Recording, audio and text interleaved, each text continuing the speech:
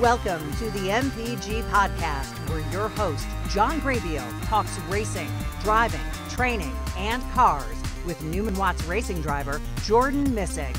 And now, here's John and Jordan.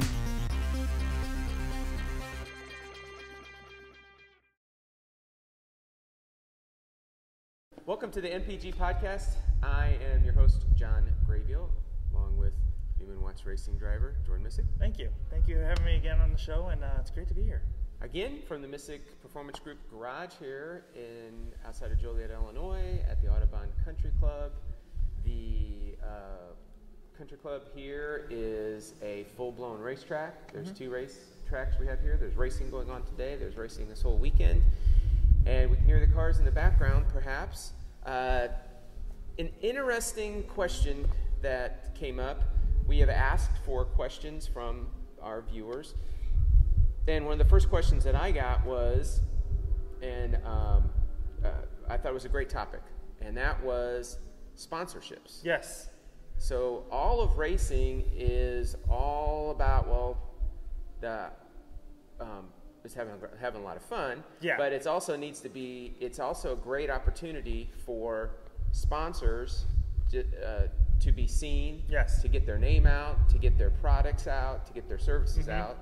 And this Formula 3 racing is no different than all the other racing. So you're right. It's really no different in the terms of, racing still wise. In terms of that, there's no difference. But there is a little bit of difference in between like club racing, hobby racing, and then what we call, when we get into this kind of series, of professional racing, junior level professional racing.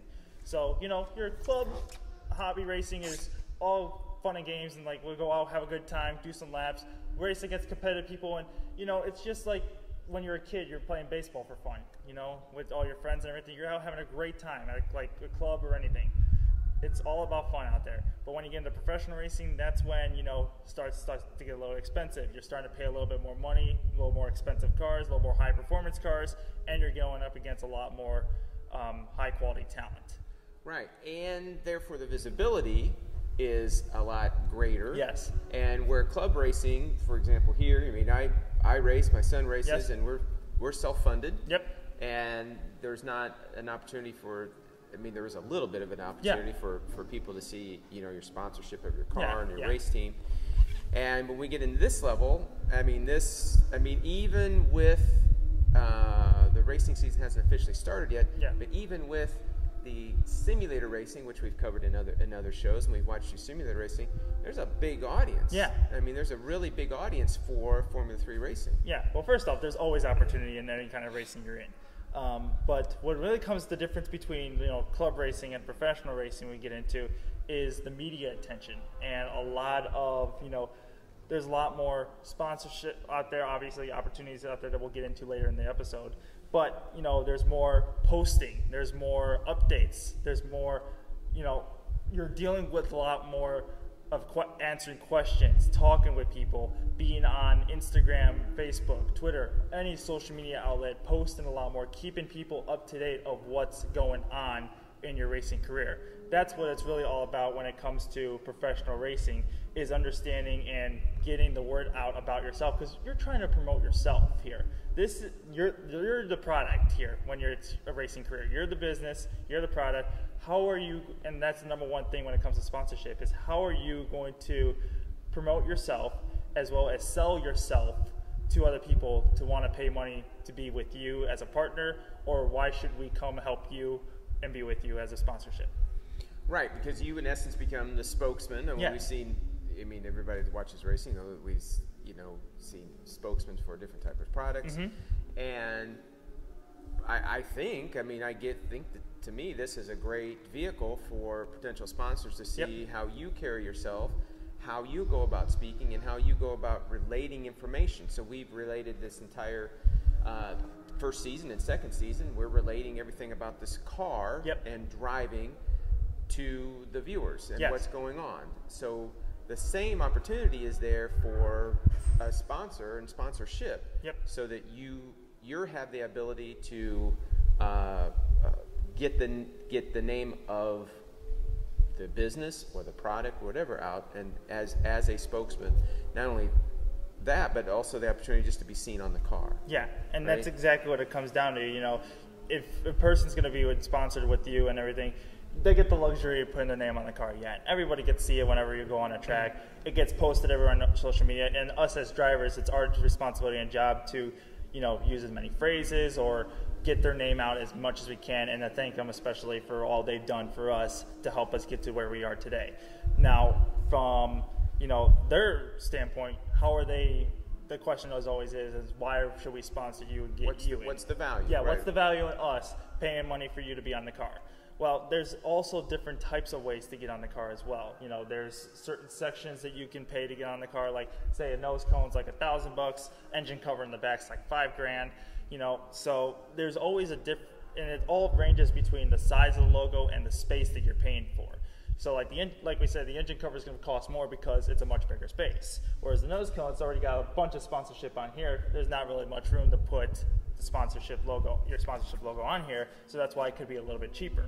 Now, if you ever want to go for it, by all means, that's fine with us. And there's different opportunities for specific races Yes. or specific locations. So if somebody is Yes. in let's say, Bowling Green, Kentucky. Yes. And so there's a race in Bowling Green, Kentucky. I'm not sure if there is, but if the local person just wanted to sponsor you during that race, you can present yourself for a representative of that company there, or it can be for the whole entire series. So there's things called primary sponsors, secondary sponsors, and then there could be, I think, some people use the terminology local sponsorship or, local sponsorship or any kind of like, you know, small business sponsorship that they could do. Your primary sponsor is going to be the one who pays the most. That's going to be mainly on your engine, like the engine cover or the biggest part of the car, the way they get the biggest logo, they get the biggest endorsements or whatever, and they get just the biggest recognition. That's going to be your primary sponsor because they're paying the most money. Your secondary sponsors could be somewhere in a smaller logo, but it's in a still much bigger place. And then we go to your local sponsors that you were talking about, which only pay for maybe a one-off race because they want to promote their business to the local fan base that it's at the track. And they're, like I said, a local business in the area. So they're just trying to use the local fan base to endorse their local business. They may not pick the biggest spot. They may just put a spot on the card just to say, hey, this is our sponsor. We're on the card for this week. And we get recognition, and the guys and the drivers themselves will thank their sponsors, or they should be, like I would be.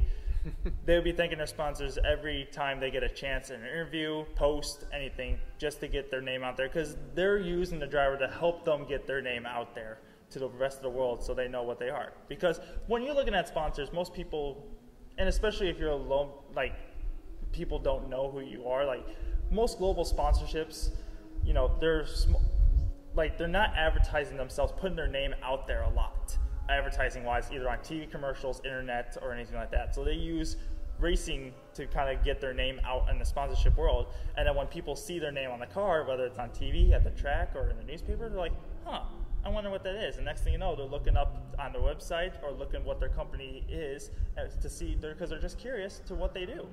Right, and you know, I believe, you know, if I think back to my advertising classes I had in marketing classes, you know, a potential customer needs to see your name 6 times before they start thinking about it when that product comes up. So I want that service, or I want a type of product like that.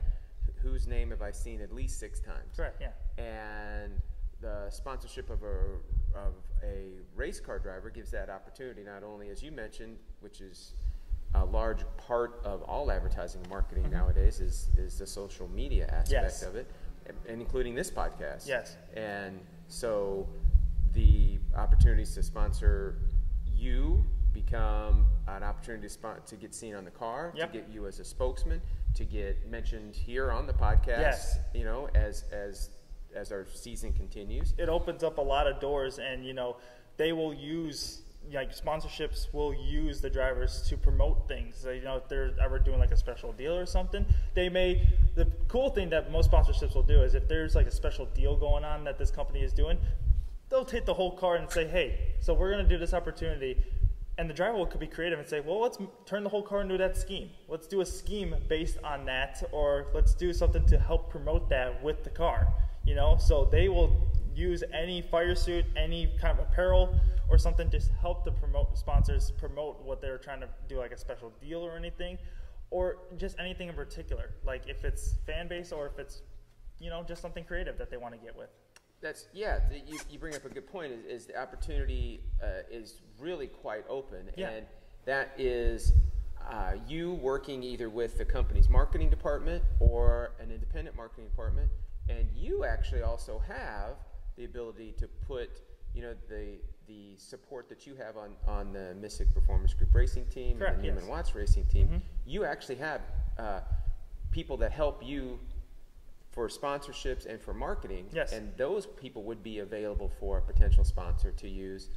Also, if they were a smaller company, let's say, and didn't have a marketing department, they could utilize your resources, your team's resources, to create that image and create that marketing drive and message that needs to be sent out to potential customers and clients. Exactly, and that's what, you know, the point of racing is about, is to try to help each person work hand in hand to kind of benefit both. You help us, we help you. It's kind of like a little bit of a trade-off and a partnership, you could say, you know, and that's what some people do. I mean, and I'll go back to what we were talking about with primary sponsorship, and too, instead of just putting on the car, they'll take advantage of the racing opportunity that we have. So say, you know, you're sponsoring the car for this weekend, or the primary sponsor, your home base is in this track, and we're going to the track that's right next to where your home base is.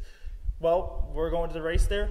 You can go ahead and come out to the track and invite all your clientele or all of like your secondary companies that you're working with, partnerships at the time, invite them out to the track as well and help entertain them at the racetrack to show what you're sponsoring and entertain the clientele that's there to kind of give them a better perspective of, one, what's racing like, grow the partnership with you and your business as well as other companies, and it's just a great entertainment tool to use at the racetrack.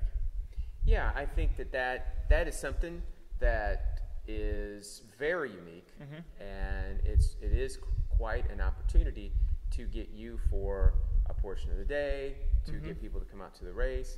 I think that's something that we should probably dedicate a whole show to show potential sponsors, you know, what happens and what services and encouragement and promotion that you can gain from supporting of a race team and a racing driver. You look at every other race, you look at every other sports organization, association that's out there. They don't give you really much as fans or even businesses. They don't give you much access to like locker rooms, dugouts, sidelines, or anything like that. Where in racing, you can almost have access to go into the garage area. You get very close in the racing world and entertainment aspect of the racing itself, that you almost feel like you're a part of it. And especially when you're in the sponsorship role too, you actually are a part of it. Yeah, that's a very good point. You know, behind the scenes, you know, help out, you know, coaching. Correct. Yeah. You know, coaching and get the opportunity to see, you know, the luxury of being located here at the Audubon Country Club is that sponsorships have the opportunity to come out and work with your group and also with the club to get people out on the track, whether it's in racing go-karts, or you know, laps around the track, or bringing their own cars out, and all of that becomes a great opportunity to leverage with a sponsorship of Jordan Missick. Yeah, it's kind of like what the Audubon, like what we could do is, you know, let you open the garage. It's an entertainment aspect here in the garage with us here at the Audubon. But what Audubon also does is they allow you to bring your own car on track, give you a rental fleet that they have here, go do like lunchtime touring that they talk about here, where they can get in some exotic cars and take them for a spin on track, go-kart track that they have here. I mean, there is just a bunch of things within the racing world and car world, automotive world, I should say, that you could do here at the racetrack at Audubon. So the partnership that we kind of have with Audubon a little bit is allows me to be able to go on track, get as much as testing as I can here, and allows me to kind of enhance my racing skill, because this is technically where, you know, my racing career was born, and it has elevated to where it is now. So it's been a really good hand with us and a good partnership that we've had with them. So the most important thing right now is that potential sponsor out there, how can they make contact with you? So you could either go to my website, which is at jordanmissickracing.com, and there is a support page for that. Click on that and it should take you to a an email page where you can email us, which would be at jordanmissig@gmail.com, where you can email us personally. We can get in talks and negotiations with you there. But yeah, do the racing page is probably the best page, or going through my Facebook page as well. You can also just email me through Messenger or message me through Messenger. That way I will receive them and be able to respond back typically within the day as well. So I'm pretty responsive when it comes to Messenger posts. Okay, fantastic. So potential sponsors, this is an absolutely wonderful opportunity to get behind the scenes of racing, to understand what's going on, to support a fantastic and winning driver, Jordan Missig. Thanks for watching, and we'll see you next time on the MPG podcast.